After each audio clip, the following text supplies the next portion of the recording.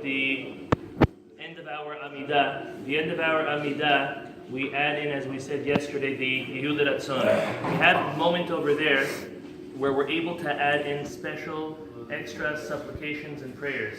And that is, after we say the second Yehuda Ratzon, we're able to add more prayers, more things that we're able to ask for. Since the Amidah is technically finished, yet now we can add in some more. Anyone who's being waited for, let's say there's exactly 10 people and they're waiting for you, or let's say you are the Hazan, and by you adding all those extra supplications, it's going to make everybody else wait.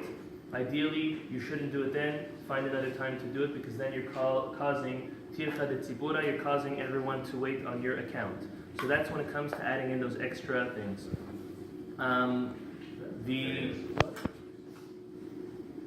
The Rishonim say that anyone who says those last parts of the Amidah, that last paragraph of Aseh Leman Shemach, asking Hashem to do for His name, Yeminach for his right arm, Aseh Leman Toratach, Aseh Leman Kedushatach, all of those, anyone who says those four on a daily basis has the merit to eventually come and greet the Shekhinah at the end of days. So it's very important to mention those properly. We're going to mention one last halacha, and this is a halacha which it's a minhag that some know, some do, and others unfortunately don't know yet.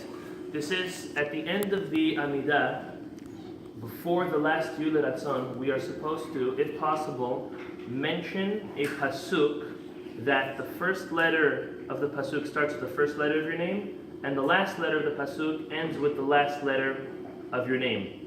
Now, what's the reason? It's from Tanakh, not only from the Chumash, anywhere in the Tanakh, wherever we find the pasuk. So, what's the reason for this? So there's two reasons that are kind of similar.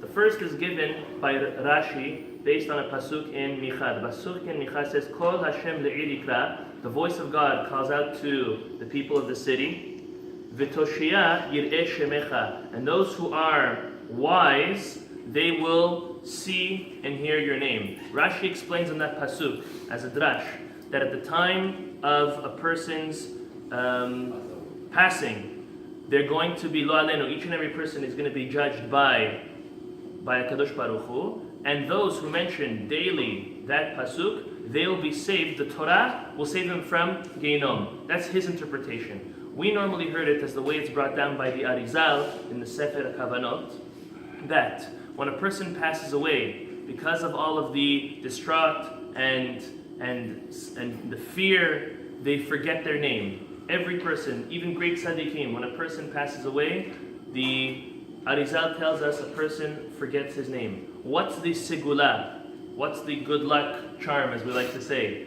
What's the way, what's the method to remember our name? By saying 3 times a day, every time we have Amidah, that pasuk. We're going to come and they're going to ask you, what's your name? You're not going to know your name. They say, what's your name? And then you're going to automatically say that pasuk that you know off by heart by now, because you've been saying it 3 times a day your whole life.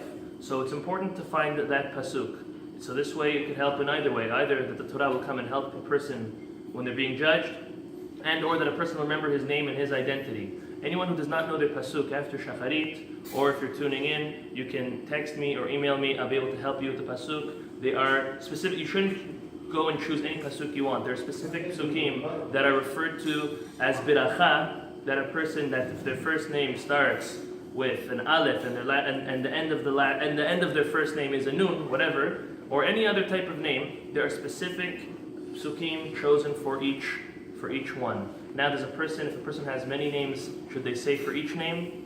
The common tradition is, let's say if you have 2 names, you take the first letter of your first name and the second letter of your second name. Not last name, we're talking your first name. If a person's name is Yosef Chaim, so you're going to do Yud and Mem, right?